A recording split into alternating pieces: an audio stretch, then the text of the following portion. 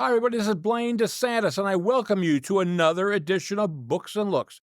Yes, it's our weekly voyage into the world of books that I've read and authors I've interviewed. And today is a very special episode. Why? It's number 100. That's right. I've hit 100 episodes of Books and Looks. Can you believe that?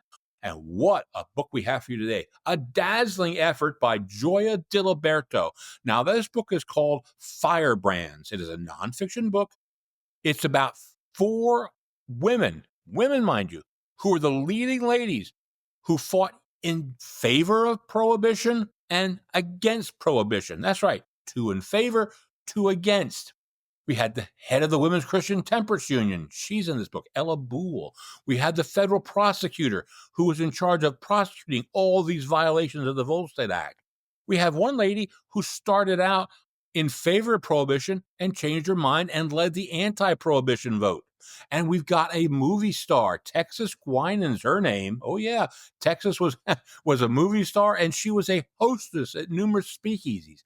All people, historical stuff that's out of this world. This is a great, great book. We're going to learn so much about prohibition, the repeal of prohibition, the wets versus the dries, and everything else. It is a fascinating look at an era in American history that is still considered one of the most leading areas. People writing books about this time period. We just can't get away from that. So, it's not all Al Capone. Nope, it's about 4 women. That's what we're talking about today. It's called Firebrands. Let's go right to that interview with Gioia Diliberto.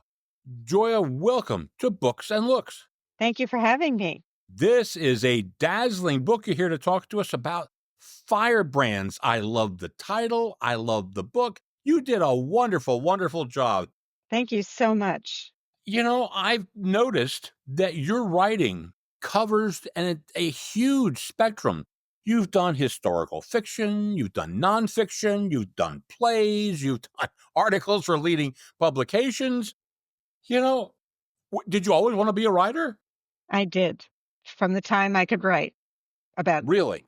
7 years old, I always wanted to be a writer. That seems to be a common thread about a lot of authors, that they always started young.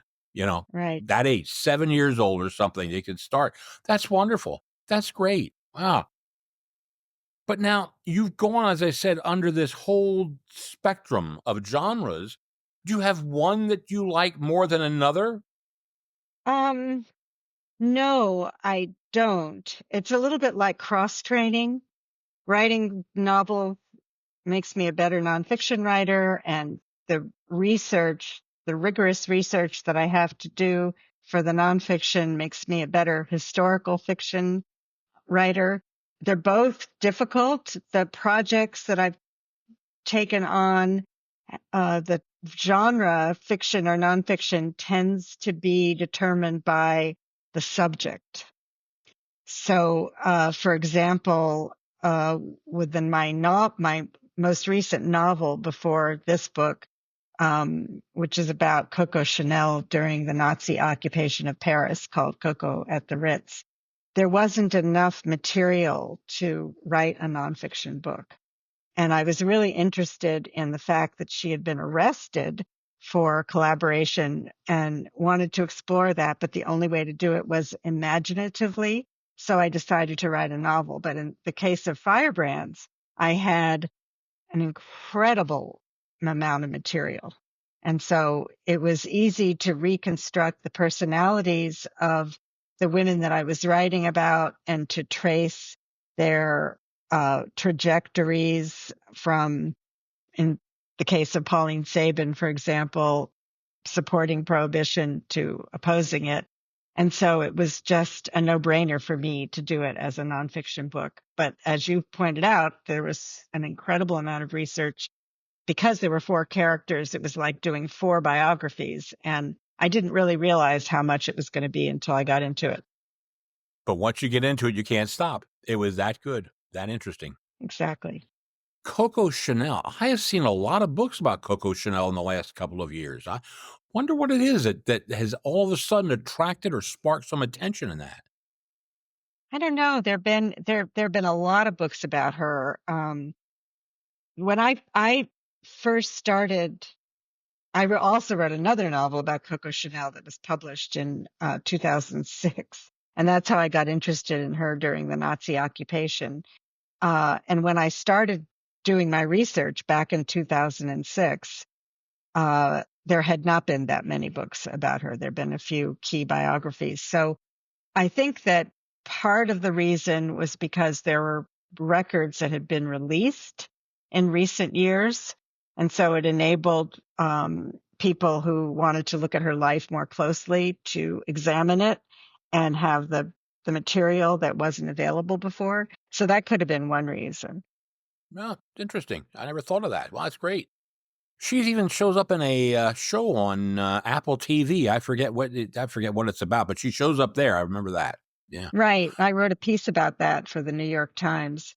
there you go. It's not very historically accurate, but who expects Hollywood to be historically accurate? So Never, never, never, never, never.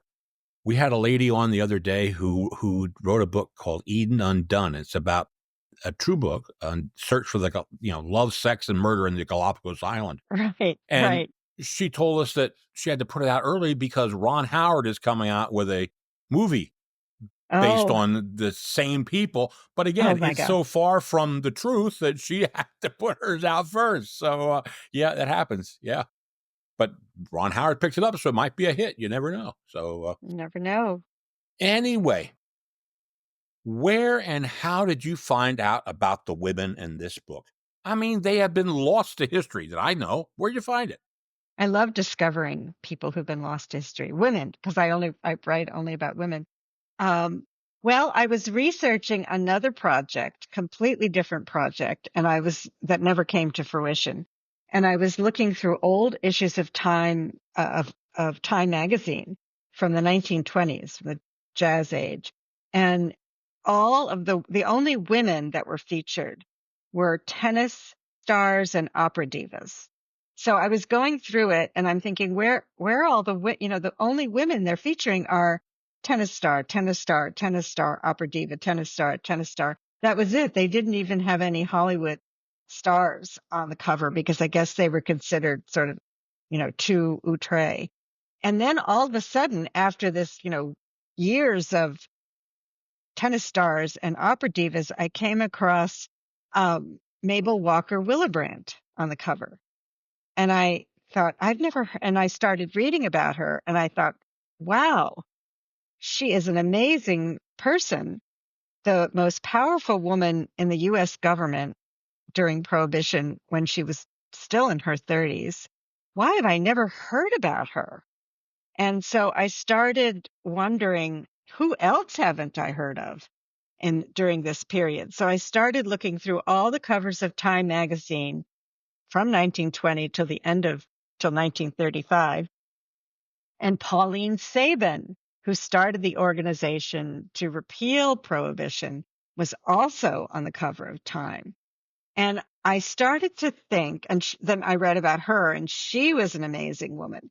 And I started to think, you can look at Prohibition in a totally different way as feminist history, because I knew just from having done other projects and having explored women in the 19th century for other projects, that women were responsible for seeing Prohibition passed, and that women's rights, suffrage and Prohibition kind of went hand in hand. They were, you can't talk about one without the other. So women were the force that got Prohibition passed. A woman, Mabel Walker Willebrandt, was a woman in charge of enforcing Prohibition. Pauline Sabin, a woman, was in charge of leading the movement to repeal it.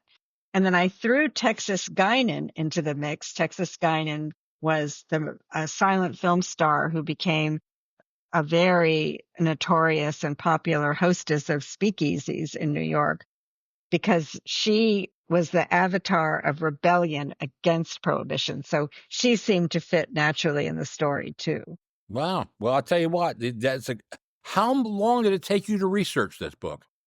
Well, it's hard to say. The one other thing I wanted to say about them was that their lives were intertwined. So it wasn't like writing four separate profiles. There was an arc to the interwoven nature of their lives. So I was able to write a real narrative. It's hard to know how long it took me because I started to write it before the pandemic. And then the archives closed. So I couldn't get to the Library of Congress, say, to look at Mabel Walker Willebrandt's papers, or the Schlesinger Library in Cambridge to look at Pauline Sabin's papers, or the Billy Rose Library in New York to look at Texas Guinan's papers. So I couldn't work on it. So that's when I worked on the novel. That's fascinating you say that. I'll tell you why. Because a lot of authors have said that they were able to actually do more research because they were forced to go online, but you had to go to the actual Yes. source material and you couldn't Right. get that. That's fascinating. Fascinating. Yeah, it wasn't available. I had met Pauline Sabin's granddaughters who are in their 90s now, before the pandemic, and they had material that they gave me. So I had that, but so I had more about Pauline Sabin than the others, but the Mabel Walker Willebrandt's letters were not online. I had to go to the Library of Congress in person, to get those. So it was really impossible for me to finish the book or even continue it. It wasn't very far along. So I wrote the novel. And then when the pandemic ended, then also before the pandemic started, then I got a job ghostwriting a book. So I did that. I ghost wrote a book. Jill Wine-Banks, who's was a prosecutor in the Watergate case and is a legal analyst on MSNBC, wanted to write a book, and my agent introduced us, and so I wrote that book, which was called The Watergate Girl. And then there was the pandemic. So during the pandemic, I wrote the novel. And then when the pandemic was over, so I finished the novel, and the novel came out in 2021. And then when that was finished, then I went back to this book and did the research and wrote it. Well, you've been busy. I've Very been busy. You have been. My God. I'll tell you. Well, thank God you are, because you are educating us. Now, we're talking about Prohibition, okay? And you gave us 4 names to begin with. We'll go into a little bit about each of them. You mentioned throughout the book the Volstead Act. That was the mechanism by which Prohibition was controlled, administered, and the laws involving Prohibition were administered through the Volstead Act. Right. And it's fascinating that if you owned alcohol, you could drink it, but you couldn't distribute it and you couldn't buy it. So, well, all right. Let's talk a little bit about Ella Boole. Ella Boole, who was like the big, the beginning of your book was a lot on Ella Boole. Who was she? So Ella Boole is a fascinating character. She was the head of the Women's Christian Temperance Union, which was a force in the 19th century and into the 20th century, all during Prohibition. She'd be running for president herself today, and she in fact ran for senator from New York. Like, that's how my book opens, in fact, if you recall. Right after women got the right to vote, like the next day, she filed a petition to run for the U.S. Senate from New York, and she lost, of course, but she tried. So she was very interested in political power, as are all the women in my book. They were really all very ambitious. And in fact, if there's a theme running through it, it would be women seeking power. She fits the mold to a certain extent of what we think of as the stern, pigeon-breasted scold. Everybody has seen pictures of those women marching in parades to outlaw alcohol. But she also had very progressive ideas, and so did the Women's Christian Temperance Union, about women's rights. So they were the ones who coined the phrase equal pay for equal work. And they were very much interested in pushing laws that would protect women and children, would protect women from abusive men, and especially sexual assault. So she wasn't she wasn't all the stern scold of the cliche of the reformer. The thing is, we start with her, and by the end, I sort of feel sad for the woman. I felt a sadness that she didn't see the writing on the wall, and yeah, I really did I felt so very badly for her that didn't turn out the way she thought. But she's a fascinating character, absolutely Yeah, fascinating. and you shouldn't feel too sorry for her because she became uh, the world head of the Women's Christian Temperance Union. And so she spent her later years going around the world trying to institute prohibition in other places, and it never took. The only other place that had prohibition was Finland, and it was very short lived, and that was during the period of American prohibition also. But she never gave up on prohibition and on establishing it in the world. And she always thought that it would come back in America someday. So don't feel too sorry for her. I think she Okay. felt that she had a successful career. Okay. I just did. I just felt, she just couldn't see that what was saying times were changing. And that happens to so many of us. We don't see that times are changing. Well, now we go from her to maybe the most, in my mind, the most fascinating person in this entire book. I got to look here at my notes. Mabel Walker Willebrandt. My Yes. God, was she a fascinating woman? Tell us a little bit about her. Well, she grew up in California. She grew up in the Midwest on the prairie, really. Her parents always struggled to make a living. She was an only child. She was homeschooled. She she was born in a sod hut, that was dug out of Mm-hmm. the hill. And she was just very, very smart. And she went to law school, which was unusual at that time in Los Angeles, and became a public defender, concentrating on helping women mostly. And when President Warren Harding was looking for an assistant attorney general to enforce prohibition, she was known to the Republicans in power in Los Angeles at the time, and the job had been given to a woman previously. And so it was thought in the way of political tradition that another woman would get it. And so her fans lobbied for her, and she went all the way across country, which was a 4-day, sometimes 5-day train ride to Washington, D.C., where she was interviewed by Harding, and he gave her the job. And so she became the assistant U.S. Attorney General who was in charge of this impossible job of enforcing prohibition. And one of the things you mentioned, Joya, in the book, which I found fascinating, is she got a $10 raise. Yes, She's yeah, making exactly. $100 in California, got 110 in Washington. Oh my Exactly, word. exactly. And the other thing that I found fascinating, if I remember right, she liked a sip of wine now and then too, wasn't she? She wasn't a teetotaler.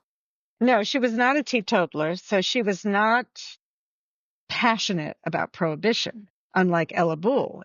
Prohibition, keeping America liquorless, was the cause of Ella Bull's life.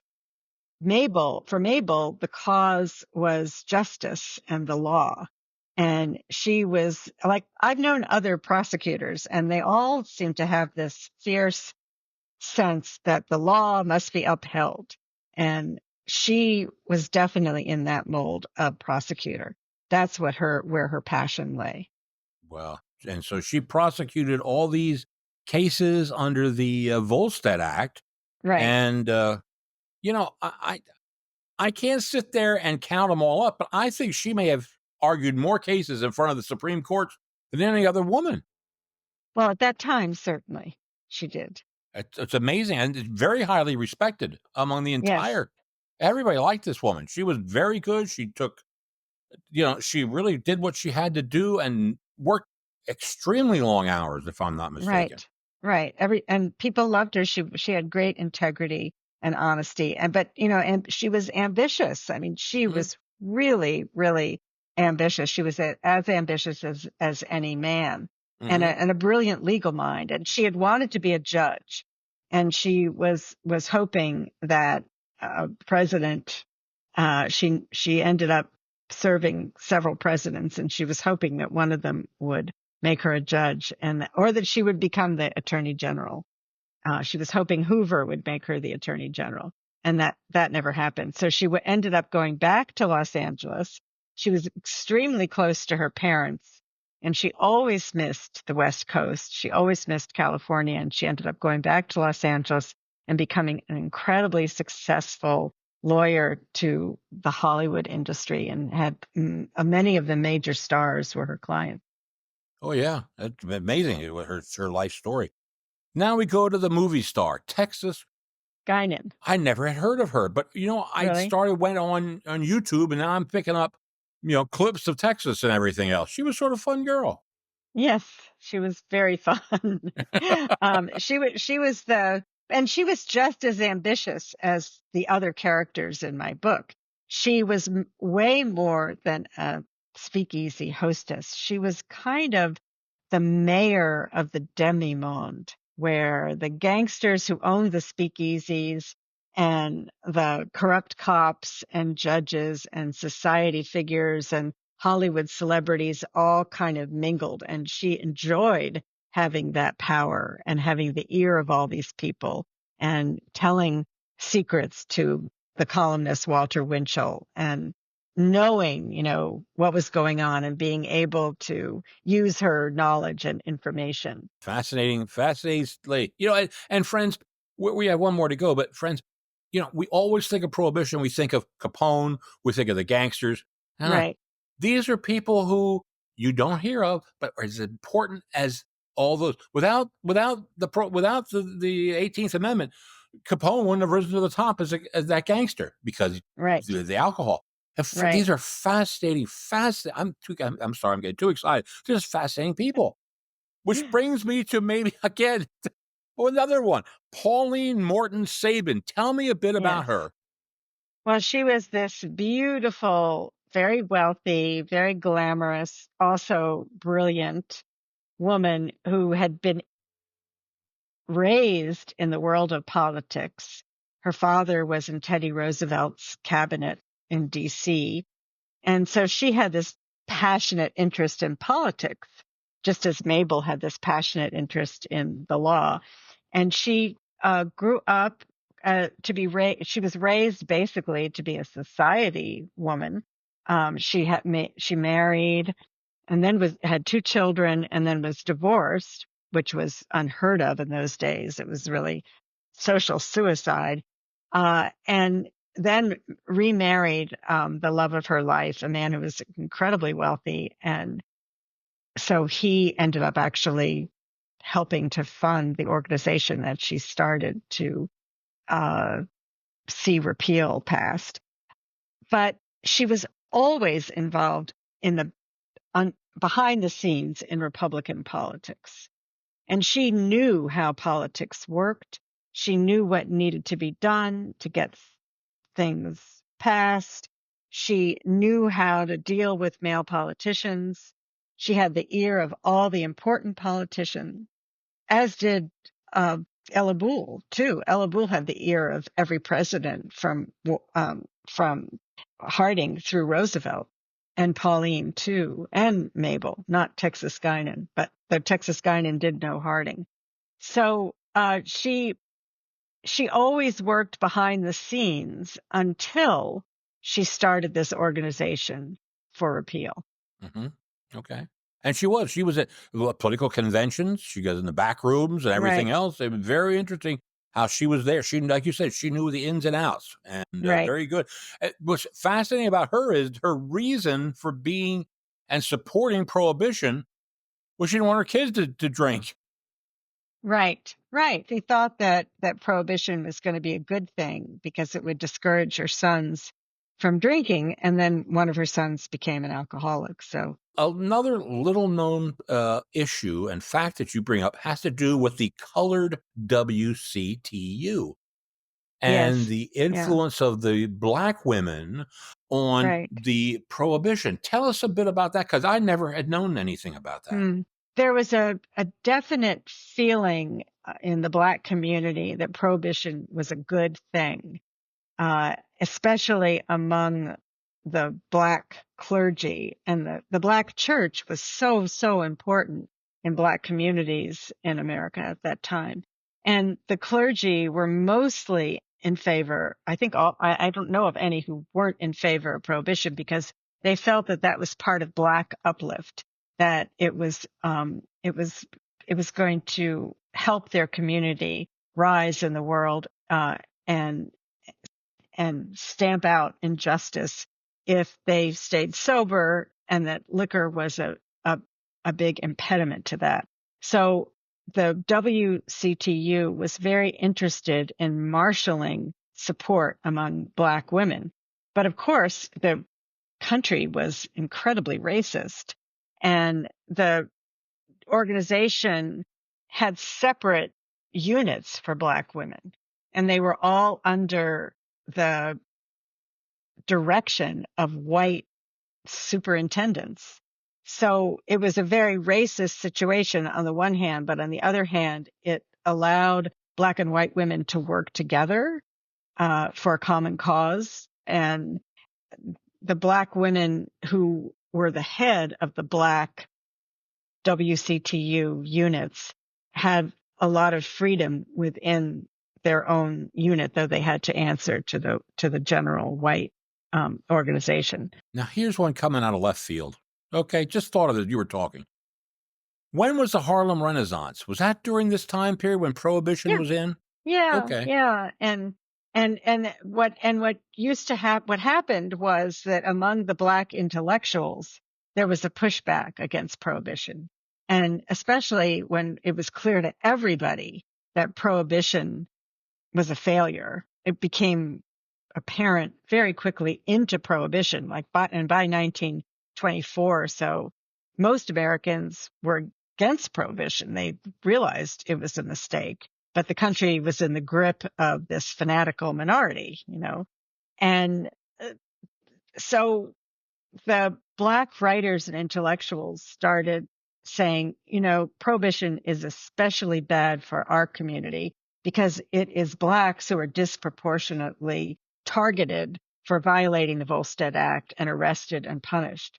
And there was a big, big, big push among that group to overturn prohibition, but the Black clergy, stayed in the camp of prohibition is a good thing. Were there any other women? I mean, I'm sure there were, but you chose these four. Did you have to weed some of them out? Were there others who were very important?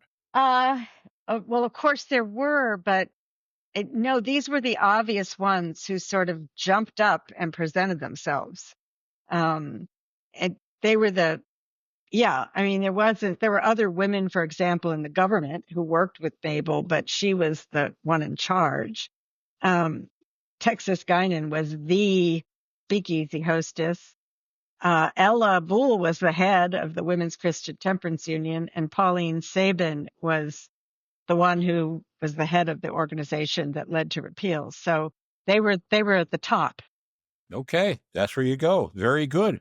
Now, we get to a point where I found this fascinating because you make the point that this was really the first major issue that the women seemed to really gravitate around, and they had, it just fascinating how they got that.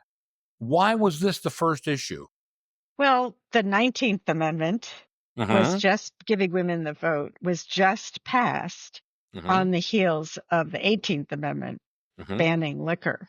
Mm-hmm. So it was the first opportunity for women to exercise political clout after the passage of suffrage, because before that they didn't even have the vote. So, and as I go into a bit, women didn't really vote in large numbers at first, and they didn't get politically involved because they weren't used to it. They had to be schooled in political organization. And the suffragists who had led their armies to victory in Tennessee with the passage of the 19th Amendment were getting old. They were in their 70s. They were dropping out of the fight. And they also represented a kind of woman who was going out of fashion. And it was time for a new generation to take over.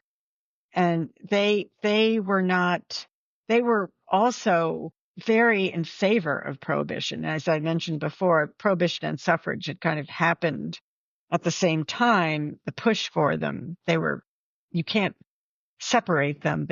And the suffragists were were anti-liquor. The great suffragists were anti-liquor. And women didn't drink much in the 19th century anyway. Most women, certainly respectable women. But that all changed because once prohibition was passed, there was the rise of the flapper. The flapper was mainly, I think, a media construct, but it was kind of an ideal. A lot of women dabbled in flapperdom on the weekends, but they all loved going to speakeasies and, drinking.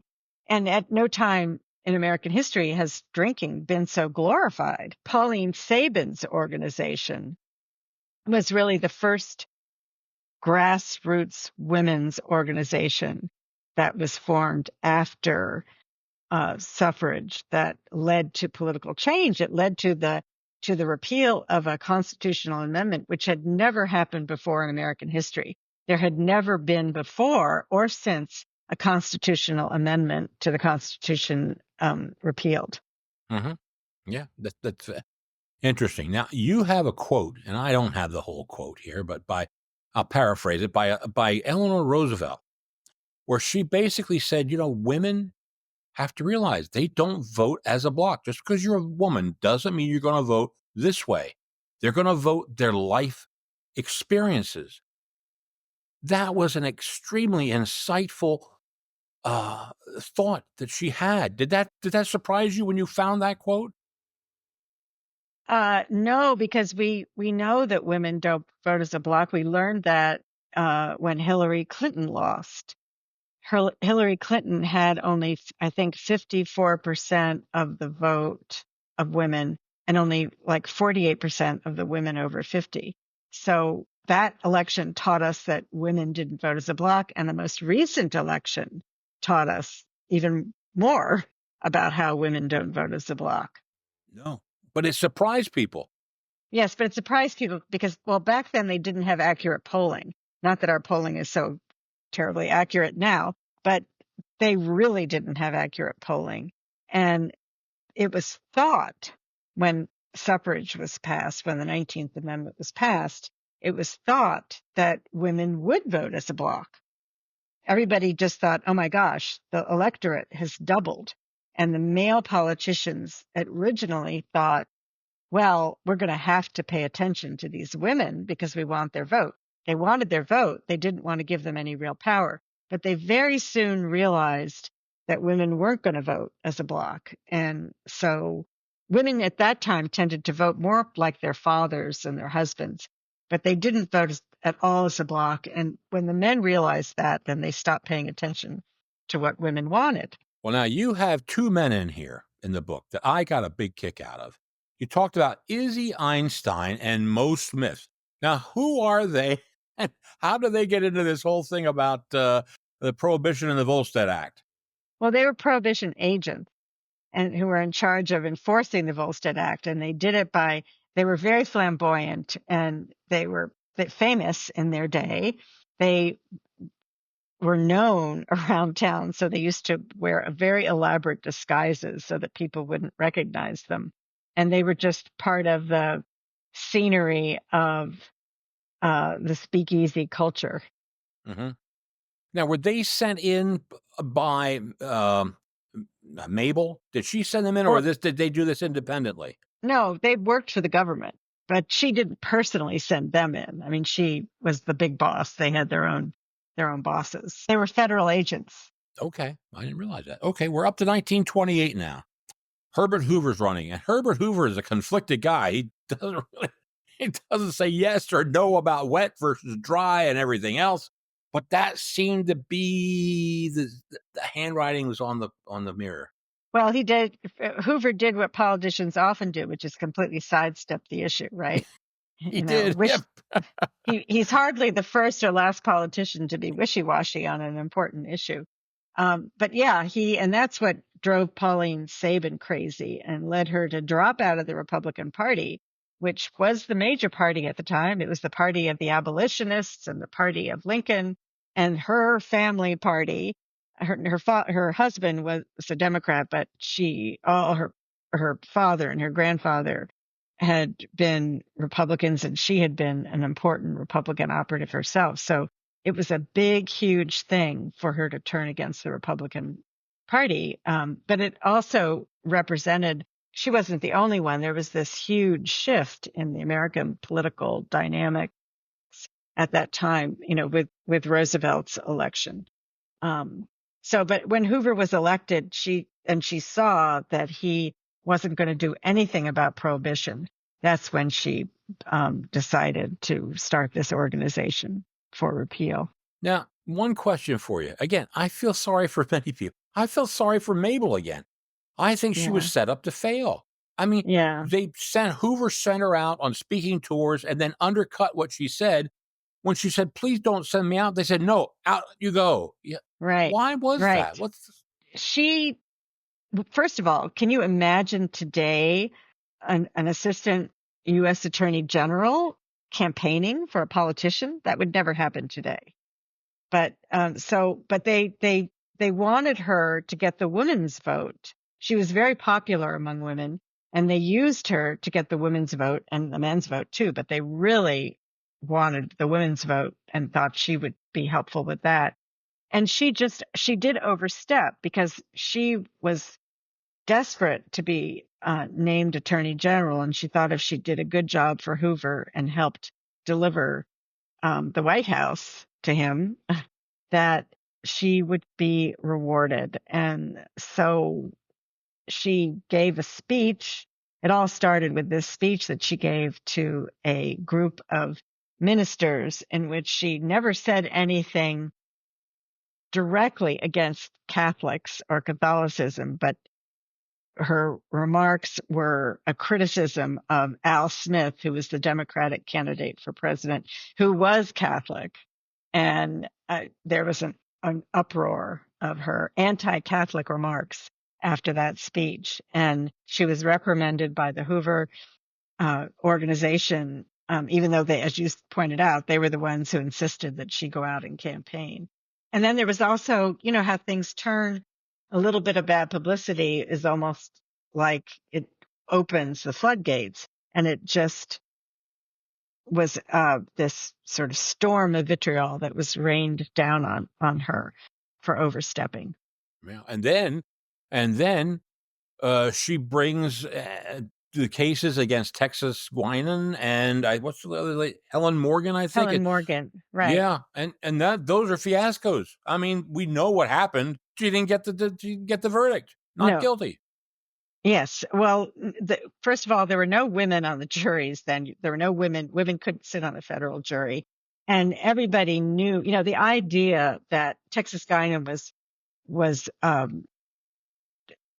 arrested during this raid that Mabel organized on the night that Al Smith was nominated for president. So she did it. It was a publicity stunt, really. Helen Morgan was arrested that night too. She targeted all the top speakeasies in New York as a way of reinforcing this idea that Al Smith couldn't control. Al Smith, who'd been the governor of New York, that he couldn't control New York.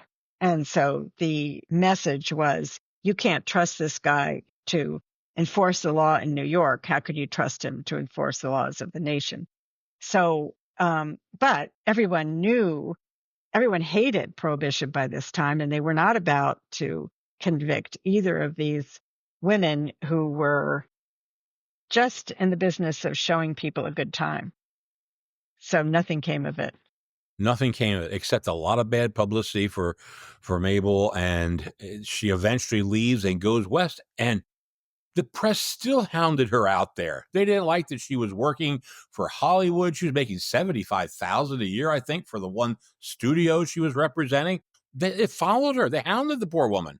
Well, they've tracked down. She had managed to keep her divorce under the radar, and they tracked down her ex-husband, and there was a lot of negative publicity about her being divorced. Again, this is at a time when it was really not acceptable for respectable women to be divorced, and she tried to keep it under the radar because as Mrs. Willebrandt, she was a respectable woman. She would have been suspect had she not been married. And in fact, she had two female roommates, and she adopted a child as a single woman, which was unusual at that time.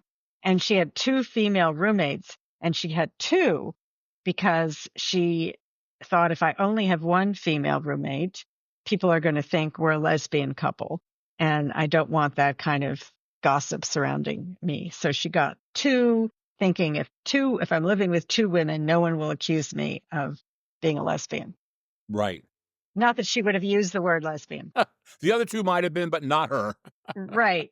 Well, there was one of the women she was very, very close to. Yeah. But she's a fascinating character. Fascinating lady. character. I really, really enjoyed her. Ay, ay, ay. So we have it's time for the repeal. Now, a lot's happened. Like you said, we go on from the 19th century women to the 20th century women. We come to the repeal and we go back down to the South with the black voters and so much interesting stuff about that. Tell me the feeling in the black community when it came time to repeal. Repeal had to involve these state referendums, and a certain number of the states had to had to vote in favor of repealing prohibition and in favor of repealing the amendment. And so it was essential that they get every vote that they could. And so Pauline was fierce about getting out the black vote. And of course, in the South, where black voting rights were ignored constantly, there was so much pressure in these Southern communities to keep blacks away from the polls. I mean, it was just really shameful. The Ku Klux Klan would stand outside on the corner and they would have these impossible requirements that to register to vote. And so that was a huge impediment, except that in the case of the repeal referendums, blacks had no trouble voting. And I don't know how Pauline Sabin managed to pull that off. And there were black columnists who wrote in the newspaper about this phenomenon of why suddenly are blacks allowed to vote? Well, it was because the whites wanted them to support repeal. And so they made sure that they were able to get to the polls. And then afterwards, it just went right back to what it was. And as I said, I don't know how Pauline managed it, but she did manage it. If anybody could, she could. One other thing I found fascinating was that there's some of the blacks were very concerned because, hey, if we repeal this amendment, they might repeal some other amendments that gave us rights. And that got them very worried. That wasn't a real fear, but the Dries who wanted to keep prohibition, which would include the Women's Christian Temperance Union, fomented those fears. Oh, like, okay. If we repeal this 18th Amendment, then the so-called civil rights amendments that were passed in the wake of the Civil War, the 13th, 14th, and 15th Amendments, guaranteeing rights to blacks, are also in danger of being repealed. And so you can't touch the Constitution. You have to let prohibition stay because you don't want to tamper with what's there. And that was but there really was no danger that was going to happen. That was just something that an issue that was raised in the community to try and keep them from voting against it. It's fascinating. And in the end, we finally repealed prohibition. And that was sort of the end of the gangster era also. And so it was a interesting time. Very fast. This 10, 13 year period you cover was just fascinating in America. It was. Yeah, yeah. That's why there's so Now, many movies about it exactly, and books. exactly. Yes, yep. Now, that brings me to the next question. What's next for Gioia Diliberto? That's so nice of you to ask. Well, I'm going back to fiction now for the next book. Oh, okay. But I'm sorry, I don't mean to be coy, but I can't really talk about it. I don't want to jinx it. I'm not far enough Okay. into it yet. So we don't know who the character is. It's a No, woman, I'm assuming. a woman, yes. Okay, all right.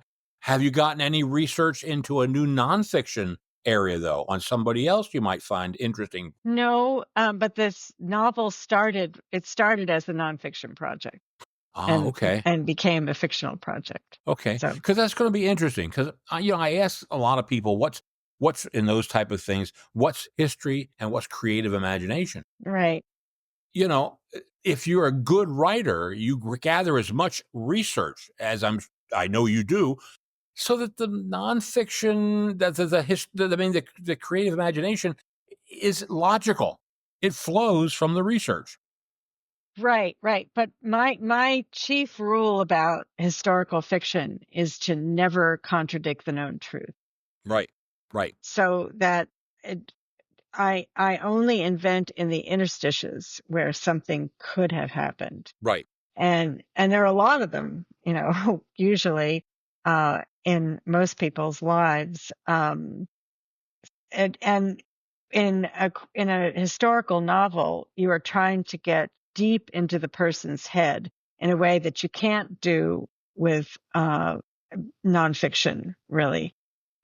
So that is the reason to do it, to try to explain why the person did what they did, why the character did what they did, and what their motivation was, and what's in their heart deeply and in their mind. Uh, and that's something that a nonfiction account can't do. But I try to stay. I use the facts as the scaffold on which to build the fiction, but I never invent. I never contradict what really happened.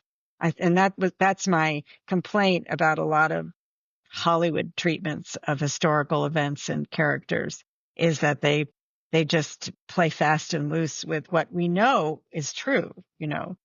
So Now, is there a time frame on this though? Do we know? Is it going to be 25? Is it going to be 26? Is there a time frame for a new book? I don't know. I don't want to spend too long. I don't want to drag it out. And, as I was explaining before, my other books were written kind of in a choppy way because of the pandemic, closing the libraries. And then I got a job ghostwriting. And so I was sort of working on all these projects that kind of came to fruition at the same time or within a short amount of time. But this is the only thing that I also teach I live in Connecticut now, but we lived in Chicago for 30 years, and I still am teaching remotely at Northwestern University. And so I do that, too. But, other than that, this is the new book is the only writing project that I have going. And if I'm not mistaken, you taught at SCAD for a while down in Savannah. Yes. Yes. Mm-hmm. Yeah. Yep. Savannah College of Art and Design. Yes. That's Do you very know good. Savannah? I know. Well, I lived in Hilton Head for around 4 years. Oh, So yeah. if you wanted to go to a doctor who was reputable, you went to Savannah. Yeah. And so I know Savannah. Oh, I love Savannah. Let's see. Were they writing Midnight of the Guard of Good and Evil while you No, were no, no. there? Way after that. Way after that. Oh, way I after was that. Okay. there, yeah, in around 2012, and I Oh, did it okay. the president of the college let me go in the winter. We were living in Chicago at the time, and so it was a great escape from the winter in Chicago. So I spent about 5 years, winters, teaching at SCAD. And it was heaven. I loved it. Great. Very good. Well, I want to say thank you so much for joining us today, Gioia. It's been a joy talking with you. A Thank you. dazzling book. Thanks for coming on Books and Thank Looks. you. Thank you. Thank you for having me. Well, that was a fine interview with Gioia. I had a great time, and she is a boy, I'll tell you what, she did some spectacular research to find out about these women who, behind the scenes, lost in history, but boy, they were the driving force back then. Hey, 100, what am I looking at? That's right, 100 episodes. That's what I'm looking at.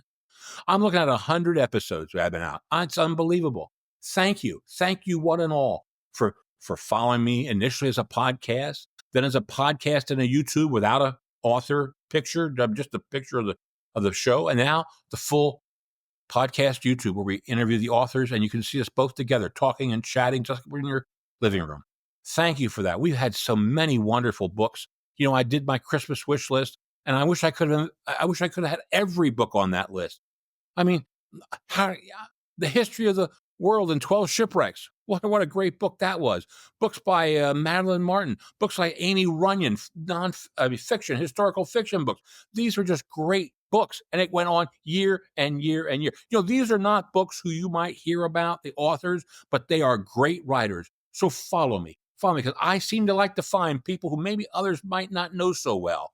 So do that. Hey, and by the way, shout out to my good friend Mary Grand. Her book, last week's book, A Christmas Murder, #1 in the Amazon UK charts. Wow, that's the first time I've interviewed a #1 writer, and she's something else. You don't want to miss that. So, hey, anyway, on behalf of my good friends at Podcast Studio X, this is Blaine DeSantis for Books and Looks, saying may all your leaves be pages in a book.